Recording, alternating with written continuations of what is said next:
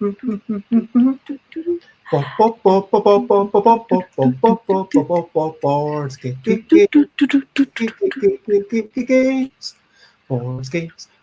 games. We might be talking about board games, but I'm not gonna shout. Here we are again, and we are doing things that hopefully will take us far. True story. Yesterday I saw a Quaker building on Euston Road as I walked. No, I didn't walk. I was cycling as I usually am. Anyway, I thought about Jess, as I hope you understand. That's not the whole identity of Jess. And we are all collaboratively the best, because in a sense, it's not like you need to isolate one person and say they're the best, but if you say, hey, are the best, you want to say yes. Anyway, board games, it's what we're talking about. Board games, I'm not going to shout. Hello, good morning, good afternoon, whatever it is, wherever you are. Busy Beats and Board Game Leather today, episode 698. What are we up to? Featuring Jessica Metheringham. Hello, yes. It is lovely to be here, as always. And yes, there are many things I'm up to, and I feel like, the water isn't quite above my head, but it's one of those times that I'm like, there's so much on the list. Yeah, part of it is sometimes about realigning expectations and trying to work out maybe some things don't have to be done. And that's sad, but sometimes it's like, hey, do I really need to do that? And sometimes if you think, yeah, who is actually relying on me for this particular thing? Like, is it just something that have built up? Because, look at marketing. It's ideal if you do this and that and the other thing. But even if you don't do it in an ideal way, it's about prioritizing what actually matters the most. Where can you spend your energy points? I mean, yesterday I was part of a stream for Aquamarine with Rory cool. Muldoon, and that's, shot past 2,000 backers. And, Matthew was saying, yeah, this is completely unprofessional. There's that we could have done, this, that we could have done. But what they have done is make a really nice looking Kickstarter page with really nice graphics, where Rory Muldoon and Matthew Dunstan are both brilliant designers. Rory Muldoon's brilliant at the art. I mean, Matthew can make art. I don't think Matthew will be disappointed by me saying that. And hello to me. And I guess that's why I think that efficiency is such a big thing. So that's not our topic for today. The topic for today is just what we're doing. But that's why on Friday, it's kind of, what can we stop doing? And I'll be asking you what you think I should stop doing. Good point. Just to point out there that I've met Rory. I've never met Matthew, but I've met Rory, and I would not say that that their Kickstarters are amazingly professional. They just look so perfect. There might be a few things where they go, oh, perhaps we should have done that step there and that step there. And with marketing, there are a whole load of different ideas, and people will say, oh, do this, do that, etc. But I think they are really, really good at what they do, and that just shows. 100%. I mean, it was just regarding the live streams that it's we could have mentioned it in Michael's Discord, because someone came along halfway through and said, oh, I wish I'd known about this, and that was said, and it was a bit of a shame. And it was like, oh, it should have been mentioned on Michael's Discord. It should have been mentioned on my Discord, ideally. But this is hindsight is a brilliant thing, isn't it? Well, it's not even hindsight. Frankly, even in hindsight, it's like the time and energy that could have been spent saying, hey, would you please share this? That might have meant that the Kickstarter was 1% worse. And that 1% there matters a lot more than making the live stream 50% even more populated, because that is... do you know what I mean? It's not the thing. It's not the key thing. It's ultimately we do have to prioritize fun on, yes, we're doing a lot of stuff. We would love people to be engaged in every single conversation we have. But what is the key thing from a craft point of view? What's the thing that's making me money? from a point of view, like, what's the thing that I'm most proud of that I do want people to focus on? Because they will hopefully be the same if you're in a creative industry. Like, hopefully, I really want people to focus on the game. And that, so, like, yeah, I'm kind of proud that I'm doing, like, these 700 streams, but, like, there's so much else, and maybe, yeah, they need to be a source of energy and not a source of, and occasional marketing, not a source of, okay, let's now spend all this time writing about this and writing about that and spreading it into every group and feeling like I need to do all these things. But it's a balance, isn't it? It is. So that begs the question, what do we leave out? You know, you talked earlier about, you know, the priorities and saying, hang on, what can we just not do? Which is always a really difficult question. Well, that's the topic for Friday. So we'll be answering that, and hopefully you will have what answer I'll for have me? Answers. I'll have an answer. Let's talk about recent highlights, living life and seeing the sights. Recent highlights, playing games and other delights. Recent highlights. Just seeing if I can reach over and find the sheet. So I played this game, which was the one that I mentioned, Aquamarine with Rory Muldoon and Matthew Johnston. Yep. It is, you're basically going down, and then within each block that you draw, you get points for things, and if you see multiple corals at the same time, then that's bad. If you see multiple fish at the same time, that's brilliant. And there's like a ticker, which means that sometimes it's day, sometimes it's night. Stingrays only come out in the day, cuttlefish only come out at night. And you're going down, avoiding the jellyfish. And yeah, it was actually really interesting because as voyages, I really enjoyed the first time and second time and third time I played, but I never felt like, whoa, I would do things totally differently. But here you've got to balance your air, you've got to balance the speed that you go down, because you've only got 24 turns and then you've got 3 dives, and so it's kind of like, how do you manage these 2 resources? Because if you run out of one way before the other, you've kind of been inefficient. You want to run out of both of them at around the same time. And so, yeah, there's definitely some interesting balancing there. Yeah, have you seen that? I mean, you said that you've seen the Kickstarter, right? So I've seen the Kickstarter, which looks great. Voyages I backed and, really enjoyed that. But, that I've played it a couple of times, but not really got into it. This is the thing with roll and write for me. I tend to sort of, play things a few times and there's like, okay, great, put that to the side. Sometimes I come back and, look at them again, but I tend to sort of, move on to another roll and write. Is that typical for all games, or is that just for roll and write?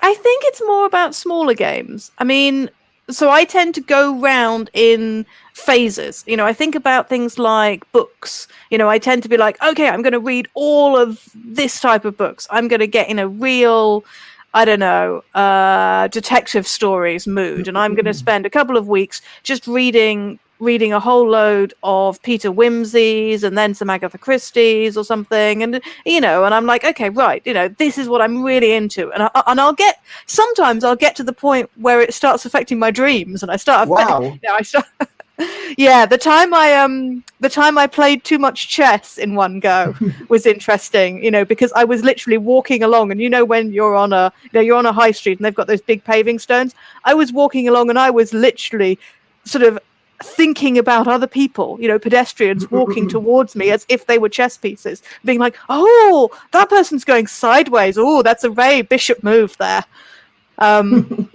Anyway, so I do tend to sort of immerse myself in something temporarily, really strongly, and then come out and do something else. And, and I do come back to those things. But when there's a lot of those out there, then you just don't take the time. Like, I don't know if that's a bad thing, because I had someone give me very interesting feedback and say, oh, this game of yours, it's very quick. And rather than being so quick, maybe you could tell people to play the first to 5 points. Because if it's fun for 5 minutes, then that's fine, but then people might put it away. But if people are enjoying it for an hour, then they'll kind of remember it more, and then they might be more likely to get it out, which was the opposite to what I would expect. Because I would, personally, if a game is only 5 minutes, I would be much more likely to get it out and say, yeah, let's do this, and if we enjoy it, play it 2 or 3 times. I don't want the game to dictate to me, play this to a certain number of points. So I also don't want a game to dictate to me, you know, play it to a certain number of points. I mean, not always, sometimes you do. But I do like playing multiple times. It's actually, you know, that's one of the reasons I like smaller games, because you play them over and over again. And I like that feeling of being really in there. I mean, you've got Jaipur and Lost Cities that are basically just a play this best of 3. Yeah, you know, best of 3 is standard, you know. So so we'll play Lost Cities, and we'll always play best of 3, and but quite often, you know, we'll play it twice in a sense. You know, we'll play 6. You know, so we'll play best of 3 and be like, okay, you know, who won those 3? And then the next time it'll be like, okay, you know, right, who won those 3? But if we play Deep Sea Adventure, which sounds a lot like Aquamarine, rather, the Aquamarine sounds a lot like it's got the same vibe. It's the same, you know, they're taking the same, a similar sort of, you know, scenario, I suppose. It is a typical roll and write in that there's no interaction. Everyone's using the same die rules, but yeah, it's very different, because for me, Deep Sea Adventure, the key thing is let's base the shared oxygen. Yeah. I mean, you know, that makes it a very different experience, but it's got the same, you know, the same thematic feel, I think, as well. Sure, but anyway, if you were playing Deep Sea Adventure, then... Oh, I don't think I've ever played one game of Deep Sea Adventure. You know, and I don't think I've played 2 games occasionally, you know, when something else happens and people are like, oh, let's move on. But I've always preferred to play, you know, 3 or 4 games of Deep Sea Adventure. You know, the same with something like Mountain Goats. You know, I like Mountain Goats. And, you know, the other day we played 1 game of Mountain Goats because we wanted to move on to something else. You know, we went and played Canvas after that, and that was great. But Mountain Goats is something, you know, where when I play 2-player with my husband, we'll play it twice at least, sometimes 3 times. And that's, you know, that's quite a short game. So I do quite like getting immersed in something. And actually, personally, I prefer to do multiple short games rather than one really long game. But because then you build up your strategies, and then you can learn to do things a bit differently for next time. Yeah, I mean, that's probably it. Yeah, and also I just quite like replaying things. I actually just like repeating things, which is probably something that's probably not an average reaction. With stuff that doesn't change, like, do you enjoy repeating books? Oh yeah, absolutely. I mean, my standard.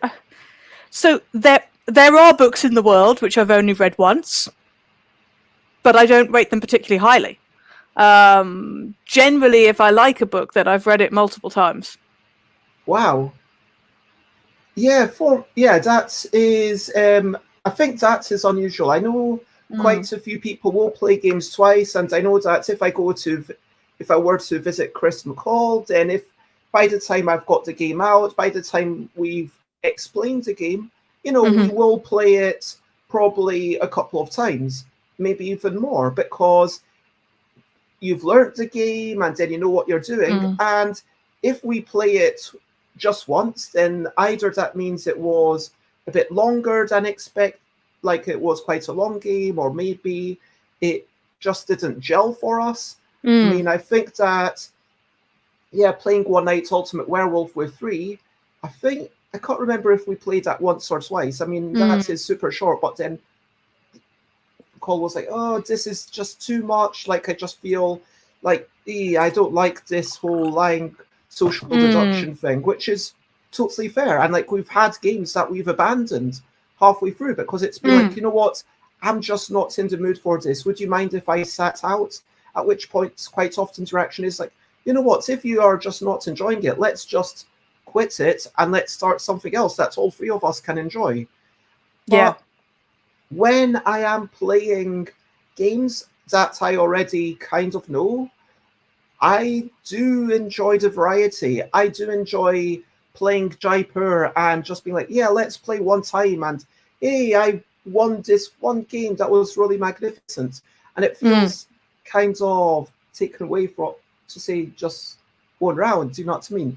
It feels like, yeah, I don't know. Yeah. Anyway. Yeah. What are your recent highlights? What are my recent highlights? Oh, I have. Well, actually, a real highlight is that I have fixed the windows in our house. Hurrah! I feel very proud of this. It took quite a lot of wood filler. They're quite old sash windows, and one of them, the wood was a little bit squidgy in the way that wood should not be squidgy.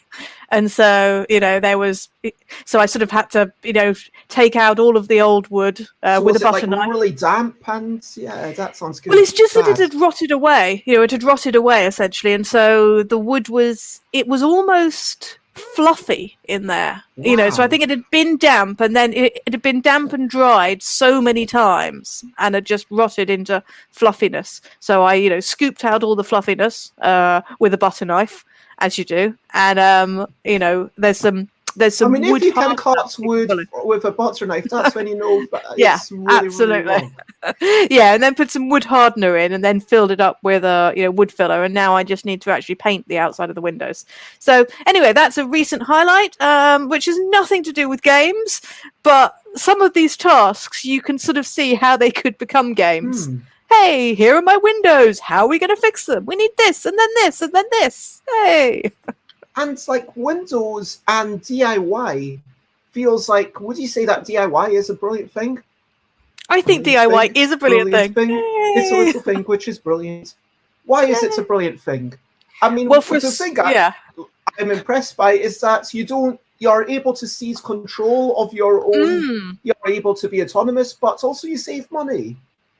That is the main thing. You save money, you do it how you want it, and quite often with these things, when you ask somebody else in, a tradesman in to do it, they often know exactly what they're doing. So it's great for some things. I wouldn't fix my own roof, for example. I mean, firstly, because we don't have any ladders long enough to go up there. We've got a second floor in our house as well. So the roofs are quite high. So some things, you need professionals, but other things, it's like, actually, this is something where I know what I want, and it's quite hard to explain because other people have different priorities, and my priorities with a lot of DIY stuff is that it has to be functional and it has to be relatively authentic. We bought a Victorian house, which is what we wanted. We didn't want a modern house. We wanted something that was, that had that sense of history. So I'd rather it was a bit inconvenient but authentic, rather than that it was, perfectly pristine but looked plasticky. You want some occasionally rough edges. There's quite a lot of rough edges, to be honest. And that is like, being able to do it exactly like you want, and rather than having to communicate your vision to someone else. I guess that brings us to kind of when you're doing your own illustration or pre-production, rather than, always commissioning someone else. And sure, there's a lot of skill in art direction, and there's lots of joy in seeing what someone else comes up with. But if you are actually doing those illustrations yourself, then I get to say, hey, this game is, I'm not going to say my games are exactly like I want, because I'm still working within the parameters of my own time and energy and abilities. But it feels like a better reflection of me. And yeah, it feels like a better reflection of that. Similarly, you're doing a lot of digital coloring now. I'm doing a lot of coloring in. I'm doing a lot of digital stuff. So we don't have a graphic designer, or rather the graphic designer is basically me. And we've got an awful lot of cards for Library Labyrinth. So I'm doing a couple of different things. Firstly, we have an artist who does the the fine artwork, which is brilliant because there is a lot of it which I am in no way skilled to do. So she's doing the portraits of people and the portraits of the the literary terrors. There are basilisks and minotaurs and tornadoes and things that appear in this library, and these are things where she's got that down perfectly. Some of those I'm actually doing some of the underlying color so she can finish it off sort of much better, and that's just because of time. She has less time than I do, so I'm trying to help her out by doing some of the underlying color and and sort of things like deciding what color dress this character will wear, or what color coat that character will wear, which actually takes a fair amount of time because you're looking through things and you're going, okay, this is say it's a character that we all kind of know. Say it's the Railway Children. A lot of people will have read the Railway Children. They will be like, okay, right, this is Bobby from the Railway Children. They'll have an image in mind of a girl wearing a Victorian outfit. But actually, what colours should those Victorian outfits be? Should the stockings be a lighter colour than the skirt or a darker colour? And so there's quite a lot of, just going and checking things like that online. So I'm doing an awful lot of that sort of, colouring in. Then, and of course, sometimes it's I guess it's also depends how much you want to go with authenticity of what would be there and what you just think looks good. I mean, I always feel like a similar shade but slightly darker, but that might be biased because I always wear a lot of red, and I would definitely rather wear, if I had two different shades and I could go either way, I'd always wear the slightly darker shade on my legs. Yeah. Assuming that I wasn't wearing bare legs. If I were wearing tights, then it would be the darker shades on my legs. Generally darker. Well, generally they have been darker, but of course, some people do have nude tights as well, and then if So, but yeah, it's things like that where it's kind of making sure that it kind of looks right. We're not, these are cartoon portraits, so it's not absolutely essential that every little detail is authentic, but it needs to, to look right rather than someone saying, oh, that looks completely ridiculous. And it is where you draw that line. The other thing with a lot of the digital art has been things like how we present the player aid cards, because a lot of games have player aid cards. We'll have something on the back of the rule book, which of course we haven't done the back page of the rule book, but it is going to be a quick guide to the rules. But then you've got little player aid cards which has these are the types of action you can take. And sometimes that's really difficult to work out. I mean, the difficult bit is working out what makes sense to most people and what's going to be clearest to most people.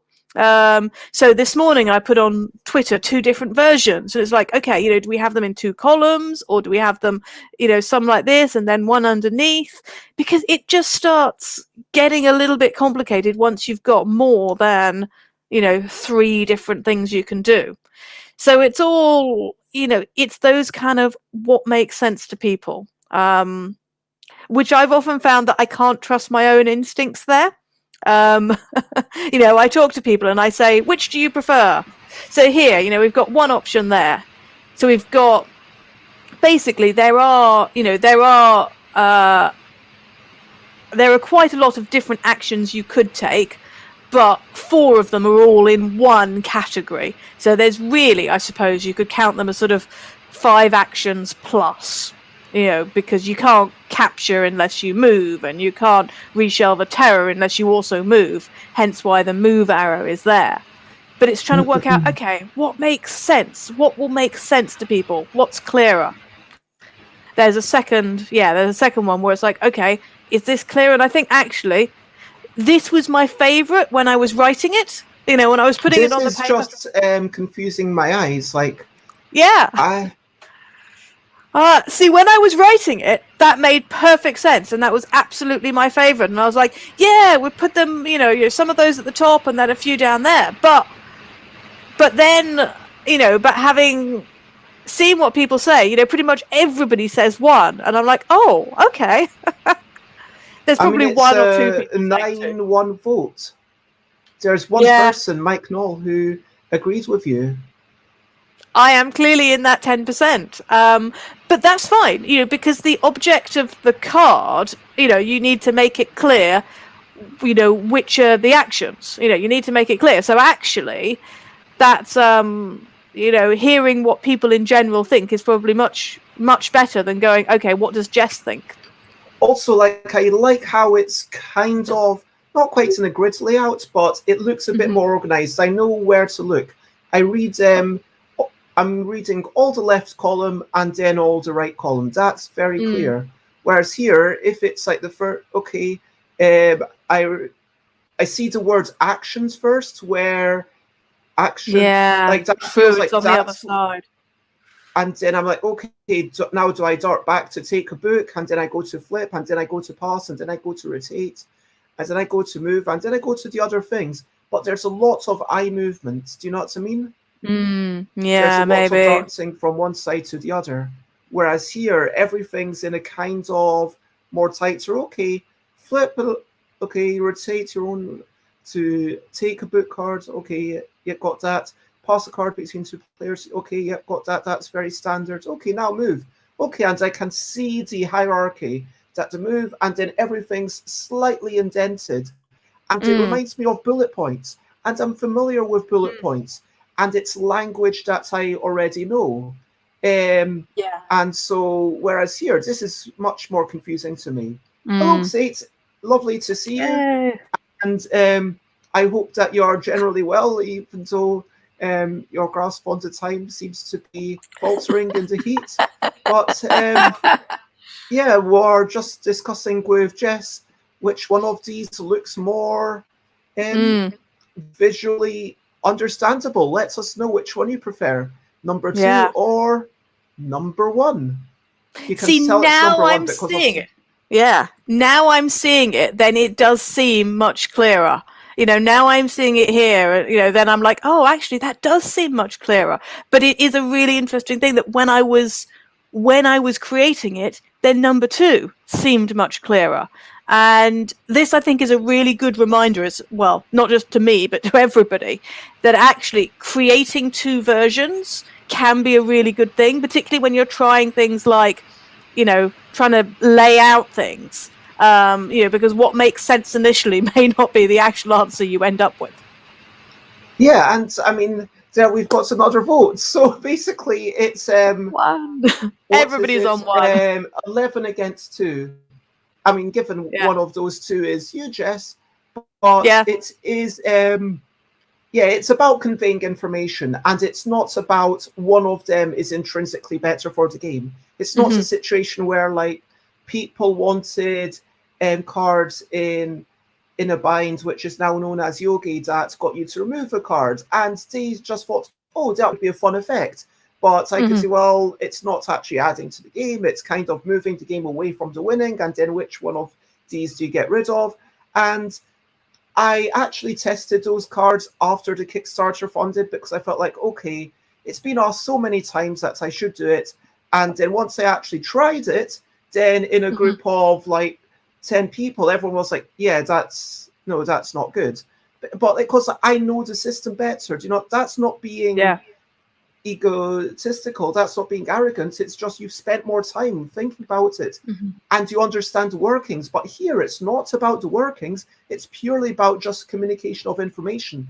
And that graphic design, that hierarchy of information, it is a thing that, yes, absolutely you can do by committee, frankly. I mean, design, like rules design, no, but graphic design, I think, yes. Despite people talking about design by committee being a terrible thing, in graphic design, I think it's actually not. Sometimes I think for a reason. I think it depends what you mean by committee. Because if you've got, because I've found with making decisions that it is really useful to have a large focus group, and it's really useful to have a committee who are committed, I suppose, to, to making it better. You need a committee of committed people, but you do also need a clear way of making the decision, which often means one person who's saying, okay, this or that. And, Yes, and you 100%. need the committee to also, be given the options, because them just, flailing around and going, oh, what about this? Or this would be nice or whatever. You need somebody to come along and say, okay, we have 3 options on the table. Do you like A, do you like B, or do you like C? And sometimes C might be a combination of A and B, for example. But then the committee can be like, okay, yes, we like this or we like that. And then it's clear how the decision is being made. So being made by 1 or 2 people with a committee of committed people who are going to help them, that works really well. Have we lost Jess? But I do 100% agree that it has to be one person at the forefront kind of driving it all. And yeah, I think that makes a lot of sense. I'm sure that everyone agrees. Yes, it's like when you're designing, you want to listen to your playtesters, and I'm sure I've said this so many times it's boring at this point, but yeah, you want to listen to people, but you don't want to I'll get rid of your previous self. Or do you want them back?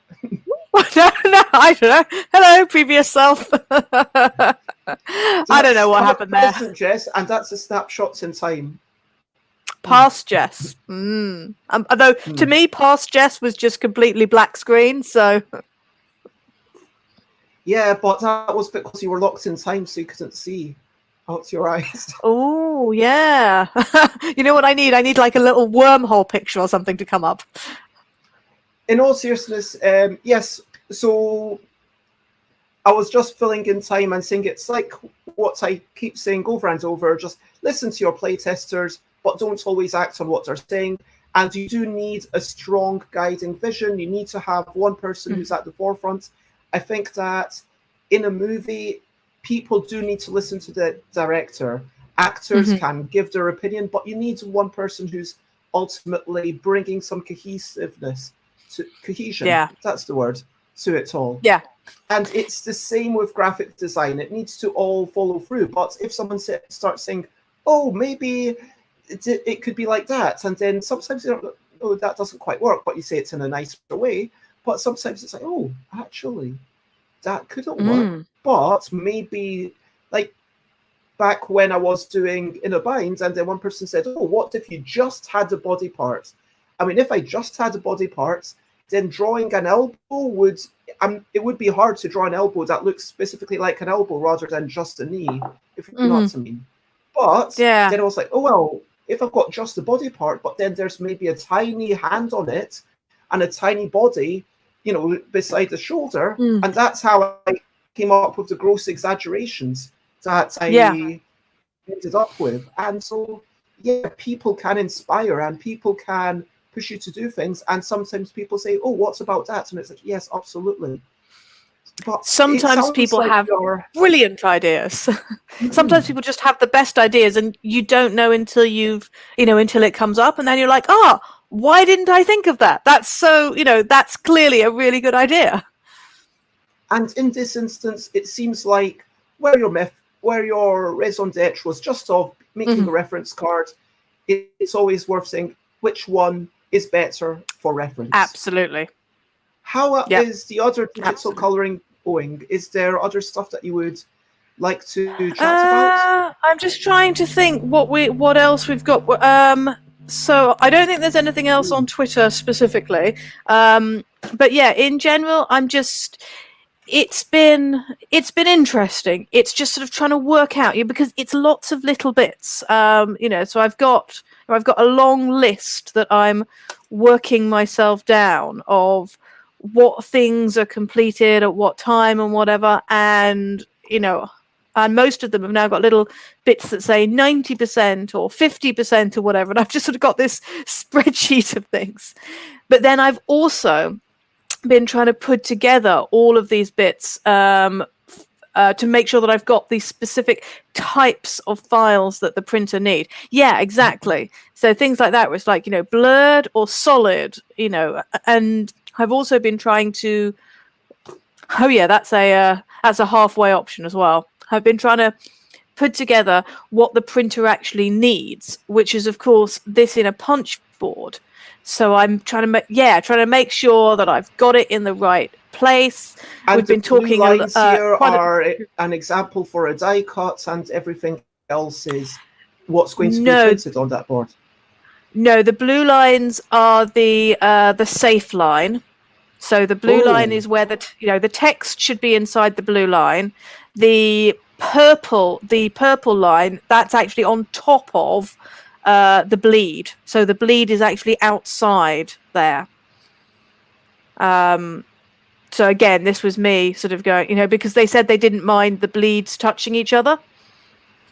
Why have you made the bleeds purple? Because I would suggest that you probably just want the colors to continue. So like on the white thing, just extend that to be white. Because if it's purple and then you see that it's shifted slightly, then you'll get purple on one side. No. And they're not actually going to be purple. Okay. They're not going to be purple at all. In fact, these lines won't exist at all. I'm currently talking to the printers about whether they want the die cut line or not at all, because I was going to give them raster PDFs rather than vector PDFs. Because I'm doing it all in Procreate, because that's what the original files are in. There is so little text on any of these that actually doing it in Illustrator doesn't work very well. The original files are solely in Procreate, so it makes sense to keep it in the same program, because then you don't lose any resolution when you import things. So the purple lines were solely for me to work out. Everything that's just within the safe guideline looks great, except for the Kraken. And I think that if it were actually up as far as the tolerance goes, then cutting off the text of the N and cutting off the edges of those symbols would look definitely a bit.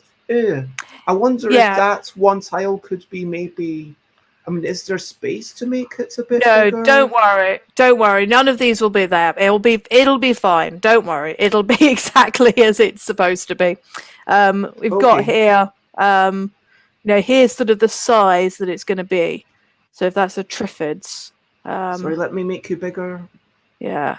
So here's the actual size it's going to be, and so we are going to have them not quite in the so they're going to be a little away from the edges, because also we can't control how close it is to the edges. And here's a wormhole one. Ooh. Because we don't want anything too close to the edges. Yeah. Very fancy. Yeah. But I mean, so but it's just trying to work out what files the printer needs it in, and they're coming back and saying, "Oh, we need it at this, this resolution and whatever." We're trying to work out, how big I actually need to make it, and then just putting it in the Dropbox for them to check over. So we're currently at the checking over stage, where I've now just done a version which has just got the red line for the die cut. I mean, that sounds exciting. It sounds like, hopefully within a few weeks, it will all be sent over and it will all be finalized. And I mean, so we are quite good with the with the tiles, and we're quite good with most of the cards.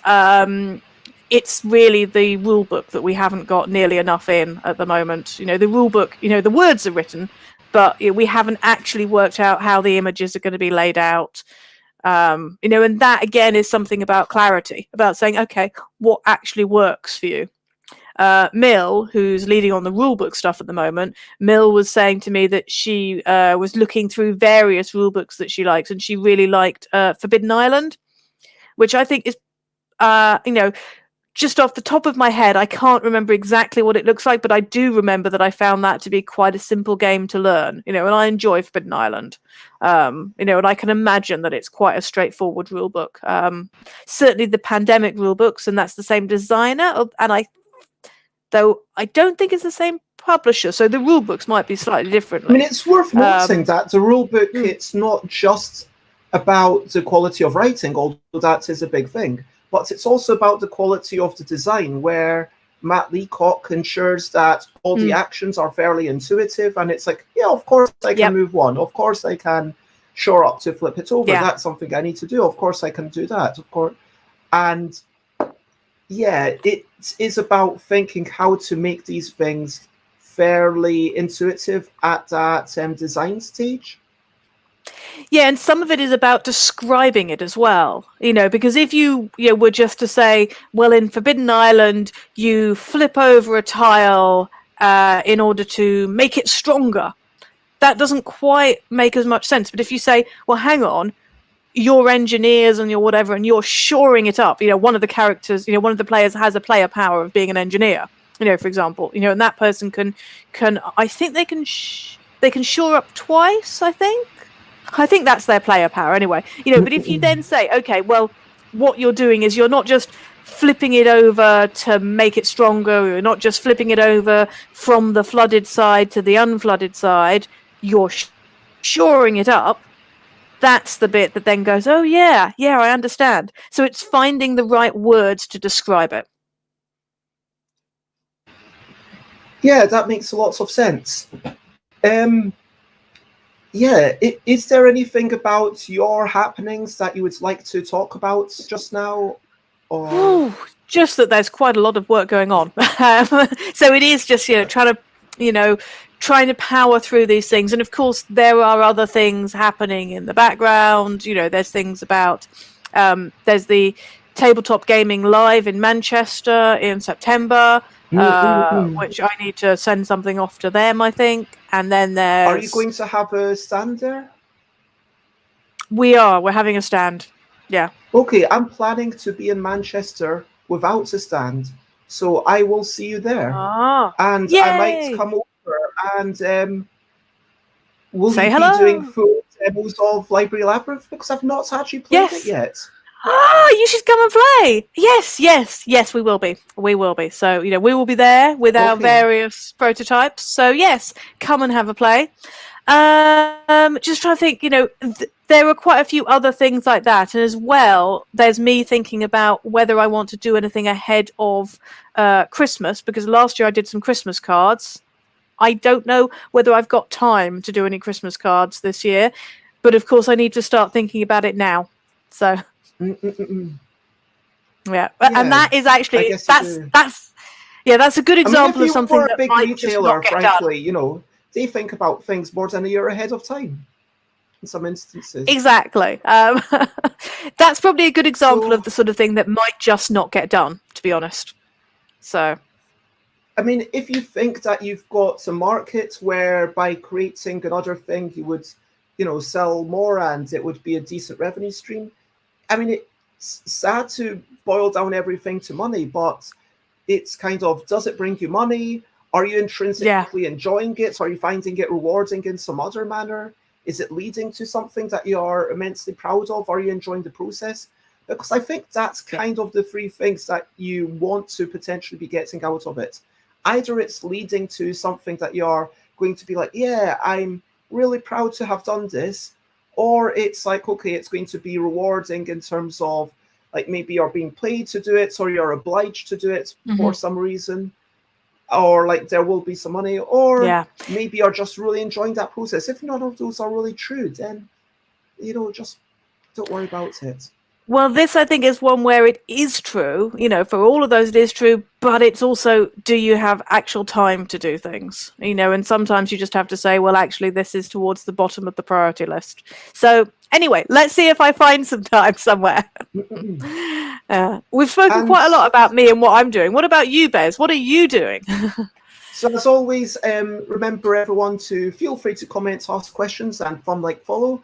And I have, yesterday, I submitted a game to Board Game Geek, which is a game about selecting 7 cards, speedily searching for synergies. And I put the tagline, which is a bit shorter than the title, help create a lovely whimsical world where everything works well together. What do you think of that? I like that. Speedily searching for synergies is really good. I like that. Selecting 7 cards is also good, but speedily searching for synergies is particularly good. But I mean, also, I do like the idea of a lovely whimsical world.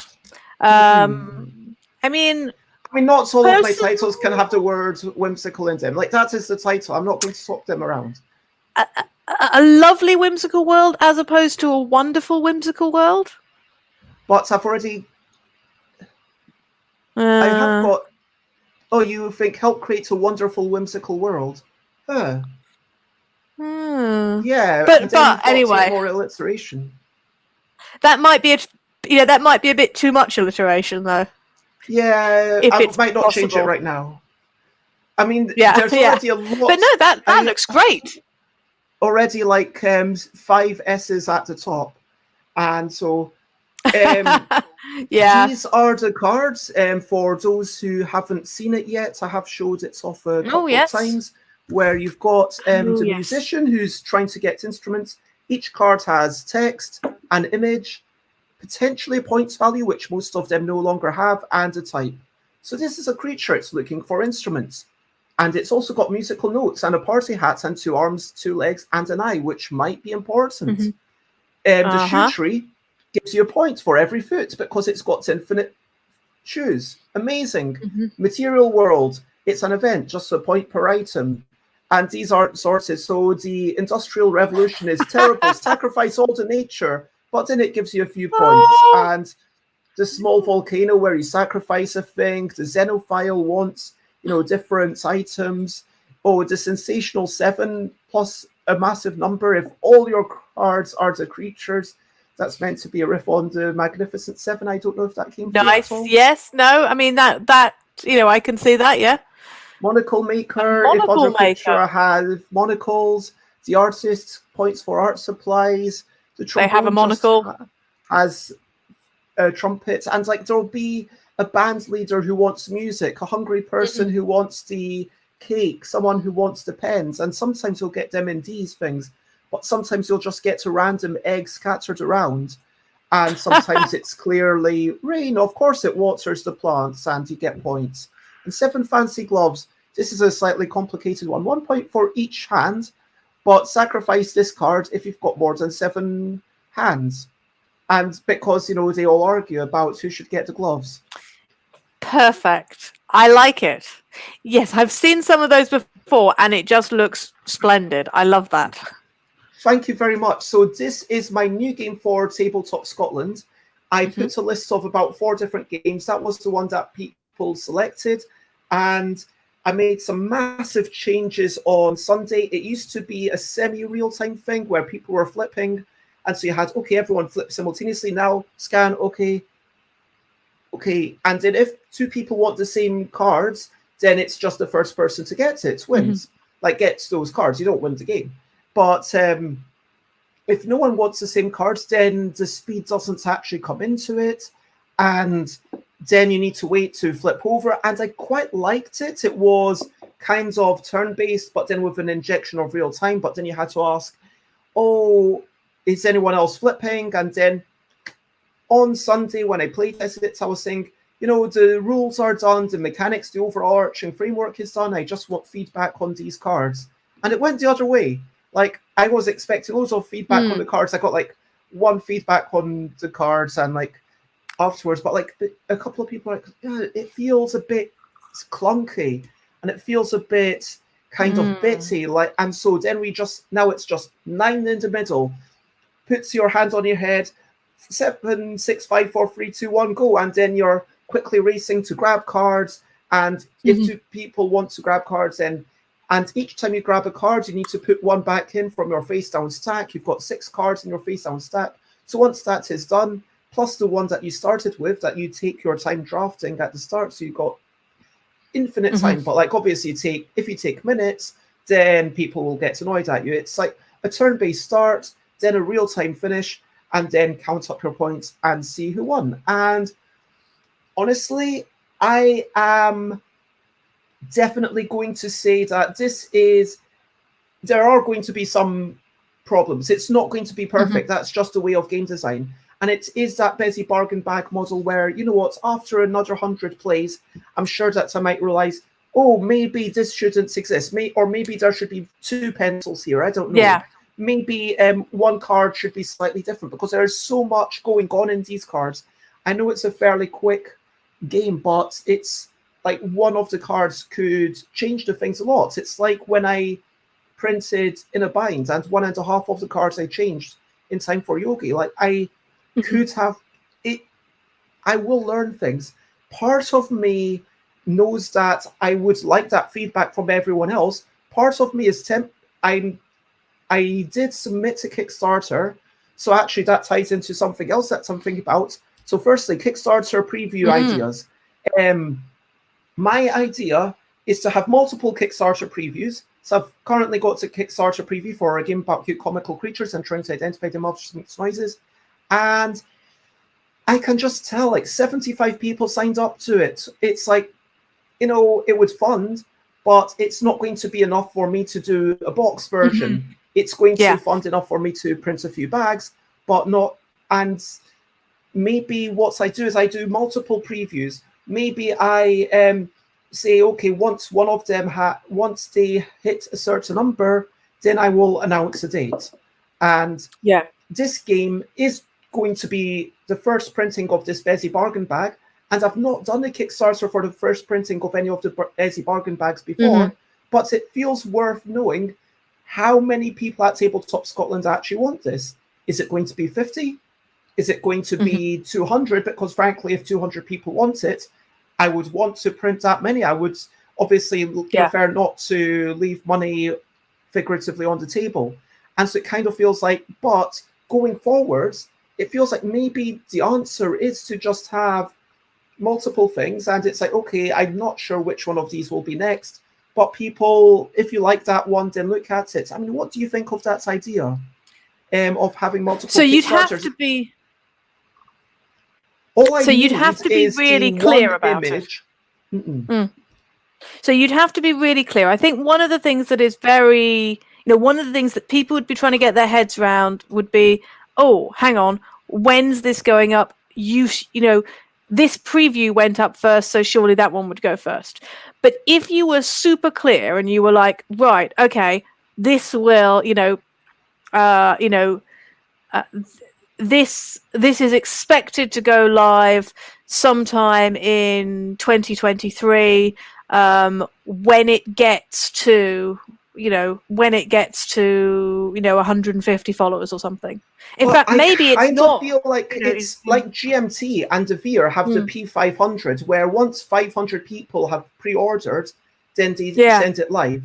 And frankly, for the first edition Bezzy bargain bags, it's fine for me to do it when it's just 20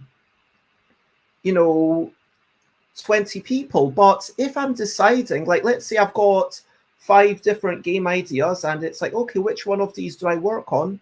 Like, if we bring that back, like, if that artwork had just been black and white drawings of the creatures and laid out like just bits of paper, people would still get an idea of what it's all about, and I could still write that little bit of text. I could write something like, we'll go live when it reaches, when it gets to 200 or something. When it something like that. Or it might be also because where are people finding these Kickstarter preview links? Because it's not like you accidentally come across it. I need to promote it.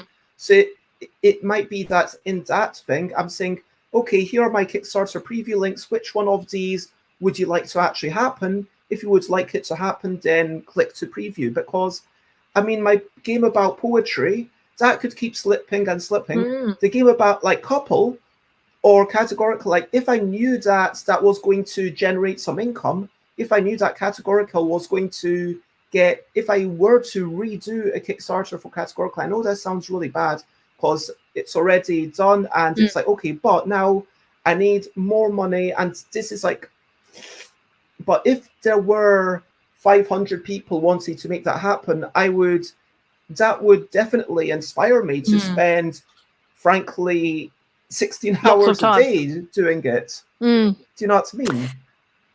So I completely get where you're coming from, and I think it's generally a good idea. You know, I like the idea that you're like, you know, that you're saying, okay, this will go live when it gets to, you know, to X number of people. The thing which, as a backer, the thing I'd question, and it's not necessarily something, you know, that's a bad thing, would be, what if two of them reached that magic number at about the same time?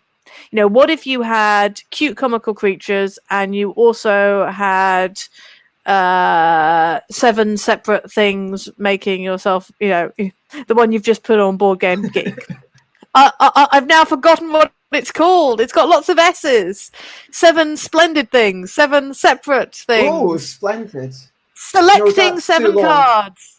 No. If I take Selecting out the word 7 a game cards. about, that is just short enough to fit into Kickstarter title. So I'm not going to add any more words. A game about selecting 7 cards, speedily searching for synergies. Sure. I think it would come down to, at that point, my own whimsy, which one I'm most passionate about, which one is easier for me to do. Hello, so Yoda, you lovely wouldn't to see you. so you wouldn't do both of them together? No, I wouldn't. I mean, I have to do one of them, like, one at a time. Okay, because then that would be my question. You know, so what would be great from what I'd be wanting to see, and obviously, you know, that would be much more complicated. Would be like, oh, okay, well, we'll do, you know, maybe both of them in the same Kickstarter, or maybe, you know, 2 Kickstarters. The 2 Kickstarters at the same time, and that just then gets really complicated. Well, you can't but as long as you literally are do clear, them at the same time. Although, because I've done a few successful Kickstarters, I am allowed to do up to 4 unfulfilled things at once, which is a privilege that you've got, I think, once you've done 4 games. Yeah.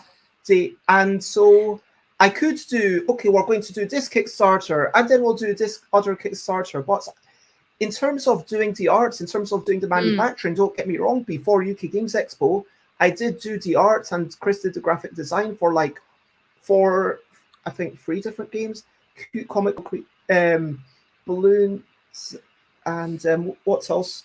Yeah, I think that was basically it. It was just radishes or beetroots. Was beetroots already done? Radishes was brand new, so yeah, that just came out. You're right. So yeah, there were kind of 3 things totally different that we did get out for, and like the art for the beetroots art and the turnip part was previously done. Chris just worked on the box. So that was less work for me and less work for Chris. And then a game about drawing creatures, complementing the drawings and complementing the complements. The second edition was 100% Chris, just lots of pretty background images. But yeah, we could. I just feel like I just want some guidance, and that's what I really need. I need some guidance of what to do, what to prioritize, and that feels like a way of doing it. Yeah. No, that makes sense. No, I mean, I think there's something really good about that. I like the idea that it gets to a certain number and then you're like, I'm doing it next. Yeah. In any case, I know that the next game is going to be this one because I need to get that done for Tabletop Scotland.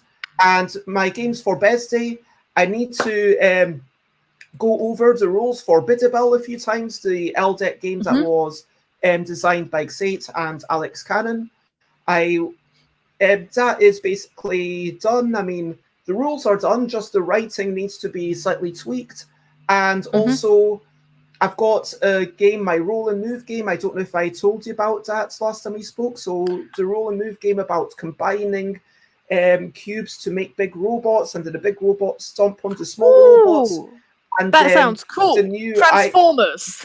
Transformers the game. And then the new, if you make your way all the way around the board, you win. So it's kind of like Ludo meets backgammon, but with more death and more destruction.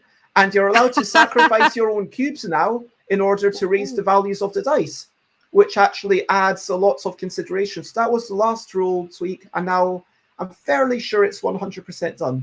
But also, that is going to be a freebie that anyone on my mailing list just gets. And I am thinking, okay, that's got to be a thing. I want to let's sort out the thing, and maybe I'll just give it to Chris because Chris is good at making things that look kind of good, and then I don't have to do it, which is nice. And I also want to make sure that people know about the contests because like there is the art contest, which I'm going to actually pop up here. So I don't know if you saw all of these from last year where people submitted D7 letters.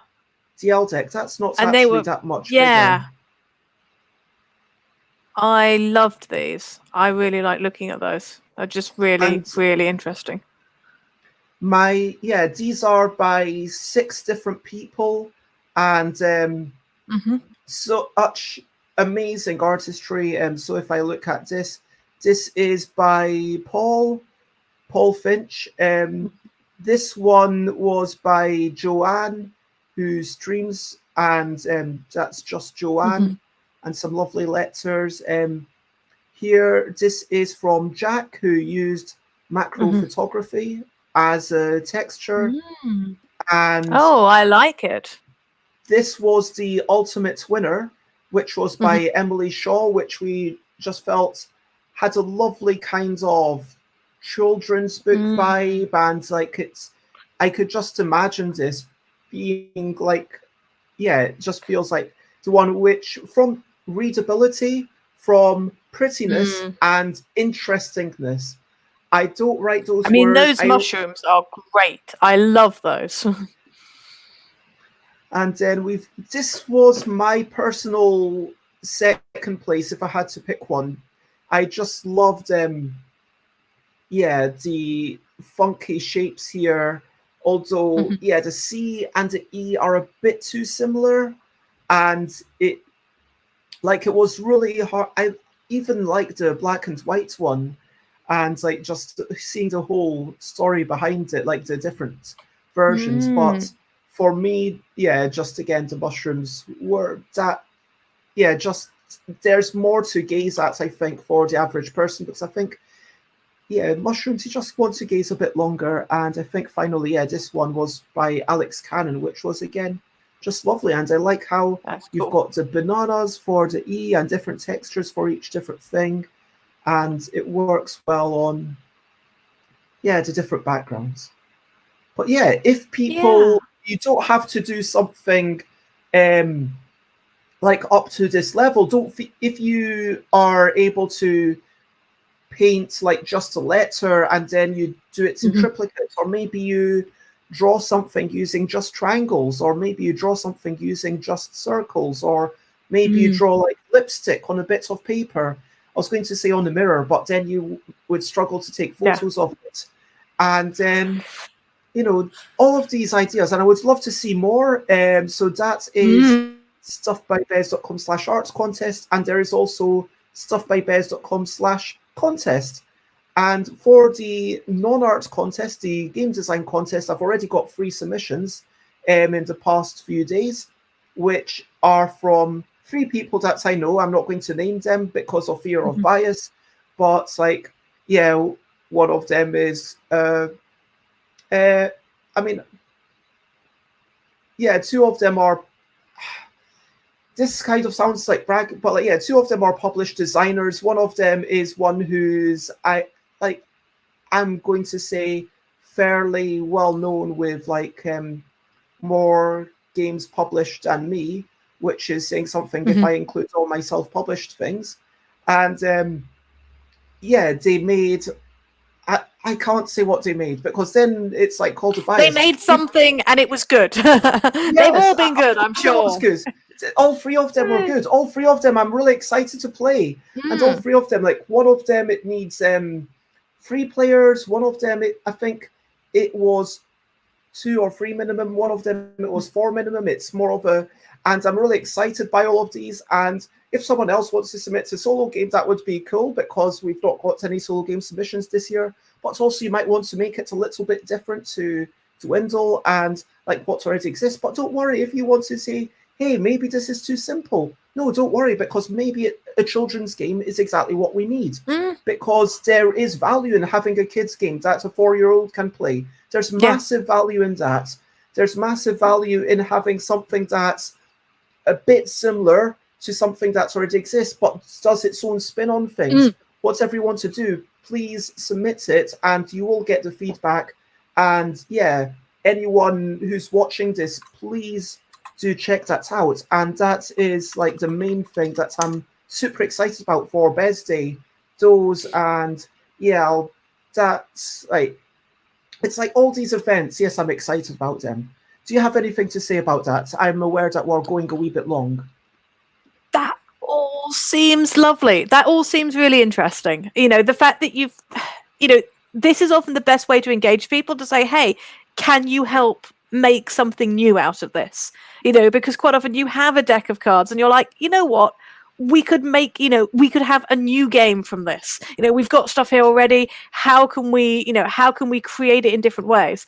The art contest, personally, I'm actually thinking about, you know, what I could submit for that. You know, so I'm busy going, oh, maybe I would love to do see like that. something from but you. It might be too low down my list of priorities. I think I may well do that. It might be a little bit low down my list of priorities.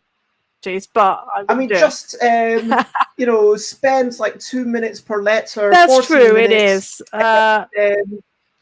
Yeah, maybe 5-10 minutes to submit. You could do it in like half an hour if you rush for it. Maybe I'll do it when I'm trying to take a break. Yeah, it would be lovely to see. I mean, what I really well, when I get to the point where I'm like, I don't want to put any more stuff on this thing, like, then I will be like, right, I'm going to just go and do that. I'm going to go and do the art thing, because that does look really exciting, and I do actually really like doing that artwork. You know, that would be lovely to see. Oh, I don't know if I've gone. Have I vanished? I have. I can hear you. Oh, you are going now, though. Hey, I don't know. It's very confusing. I don't think my internet is having a good day. My internet is having a terrible day today, I think. Yeah, fundamentally, I would love to see, you know, some people putting like, oh, here's something that I previously did, and here you can use it for the contest. That's okay. Like, I made this typography. I'm excited to show it off. I would love to just showcase people's typography. I would love to have just some people say, oh, this is something that I did, and I've never drawn before. I spent all day on it. It doesn't look very good, but you know, then we can talk about it and hopefully big them up and encourage them to do more. And some people are like, yeah, I didn't have much energy. I did this in half an hour. And maybe 1 or 2 people who are like, oh, I did this new thing. I was inspired by this. And I spent like all day doing this. And here's like a new pixel art thing. Or here's a new, a letter shape that's just made out of 20. Every letter is made out of 20 cats. I don't know. No, that sounds cool. That sounds good. I like that idea. Yeah, that is basically me. And it's like, I've not really seized the power. That's a thing that's going on.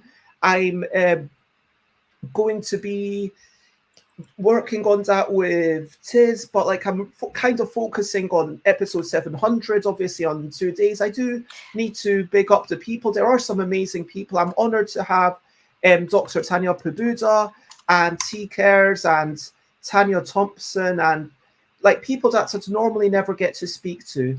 And I'm excited to have all these conversations, all hopefully with the overarching thing of efficiency. How does it work?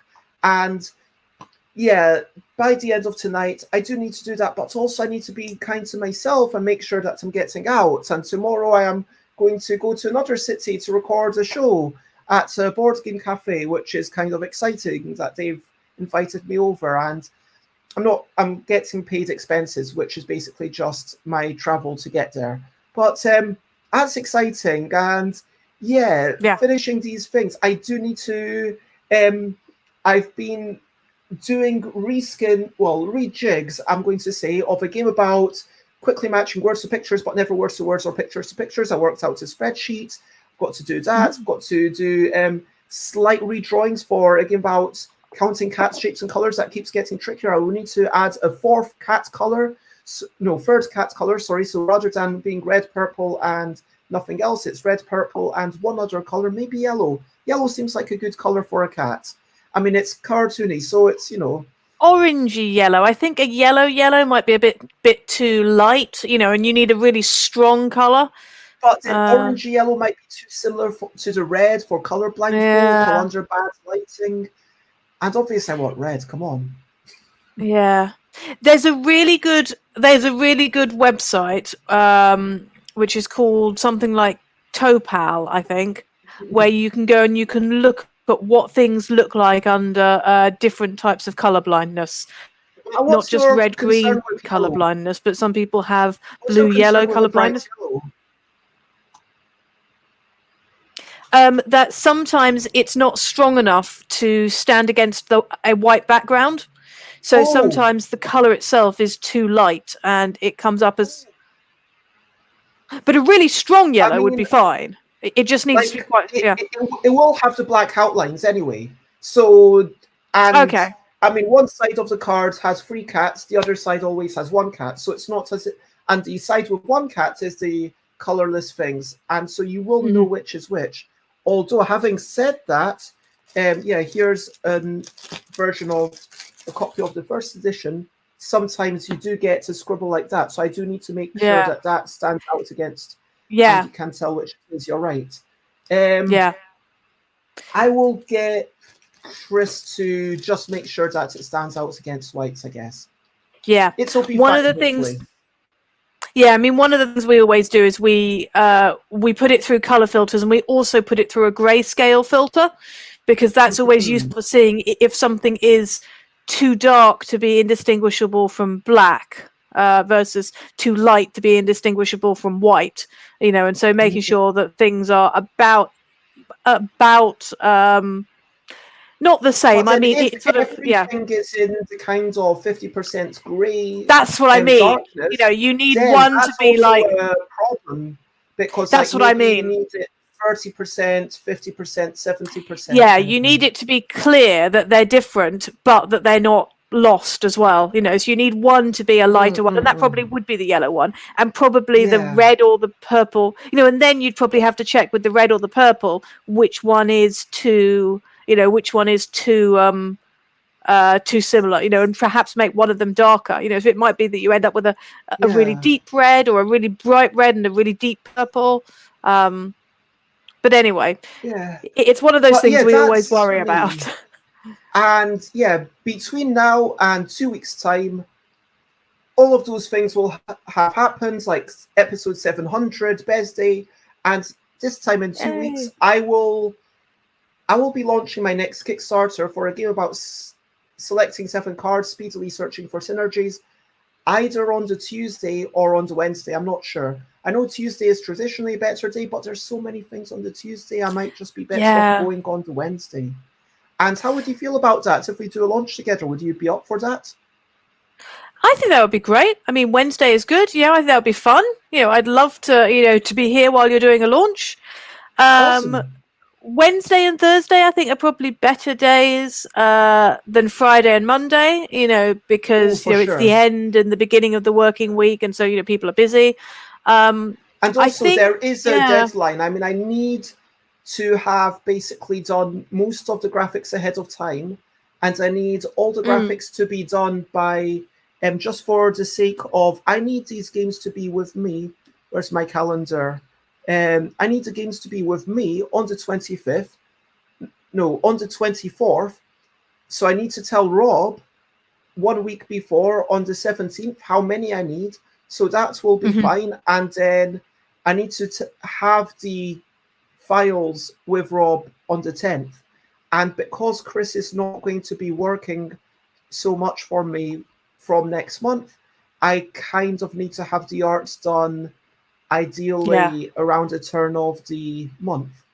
So that feels like quite a lot of stuff. Feels like a big workload, but it also feels like it's just about manageable. Yeah, it should be. And yeah, that seems exciting. Is there anything else that you want to say, or shall we move on and you ask me a question to move on Let's to the move question on. of the day? Question of the day. It's a little question before we go on our way. Question of the day. Ooh. Do you have a question? Or when was the last time you petted a cat? Oh, quite a while ago. We have a very there's a cat that occasionally comes around here. You know, we don't own cats. You know, we have some cats that, clearly like to, be hanging around our garden. But I haven't petted any of them recently. It's probably been quite a while. It's a shame. I like cats. Yeah. I said that, and I'm like, yeah, you know what? I don't see that many cats where I am. It's not like before where we've got our garden and then the cats just come in and then I say hello, and then sometimes, they get to know you and then you can pet them and play with them. Here, I've not seen any cats roaming around, literally none, where I'm currently living. I'm sure I saw like a cat somewhere where maybe 2 weeks ago, but yeah, it's been a while for me. Over to you. Yeah. What are you up to? You can share what's in if you want to. So, are you going out to pet a cat? If you are, tell us about that. Do you have a cat sitting on your lap? Do you have a cat maybe on a map? Do you have a cat in a bap? Well, that's weird. Don't eat that bap. But what are you up to? So, well, I might go and draw a cat. Maybe I'll go and draw a cat. It's been a while since I've drawn a cat. In fact, maybe we should have that as, questions. Maybe tomorrow you should ask as your question of the day, what's the best animal to draw? Because I think a cat is probably a good animal to draw. I like a giraffe because, like a giraffe, you've got the little patterns. But yeah, a cat's fun. Yeah. I mean, and I've got parts of my Discord where I encourage everyone to just post pictures of cats. The rule is I encourage people to not just post other people's photos without credits. That's not cool. Like if you are like, oh, this is a really great picture and it's drawn by this person and here's the name of that person, that's okay, that's fine. Like share the picture, share the cat art. But like, yeah, my hope was that people would kind of occasionally post a picture of cats. So I would love to see your cats in my Discord. Well, maybe I should draw some cats then. Maybe when I get bored of doing all the other things. I am going in a couple of hours in an hour and a bit. I will be going to the bank, sorting some stuff out, cycling over to near where I used to live, and I will be having waxing done, and then I will be coming. That's my kind of big thing for today.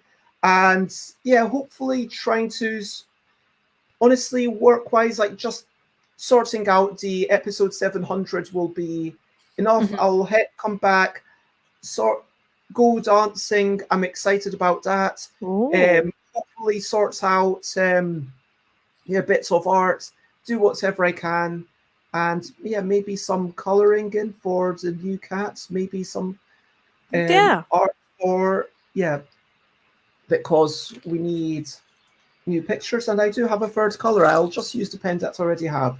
This will be fine. And then send that. That does actually remind me that I also need to go to the bank, though I think I'm going to do it virtually. But yes, it feels like actually we've got a fair amount of similar tasks to do. I also need to transfer some money and do various banking things. Plus, I need to do some, some drawing, not just of cats, various other things. So, hey, there we are. Enjoy your day. It's going to be a drawing and banking day. You too. Well, to recap and wrap up, before we finish up, we talked about so much. We talked a little bit about sufficiency and the notion of what might we stop doing, which is going to be something that we explore more together on Friday. And we'll send you an early list of questions. Hopefully before tomorrow morning.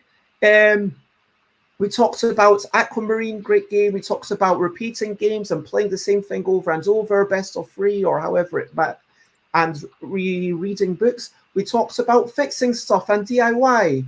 We talked about reference cards, getting that out, and letting people see things.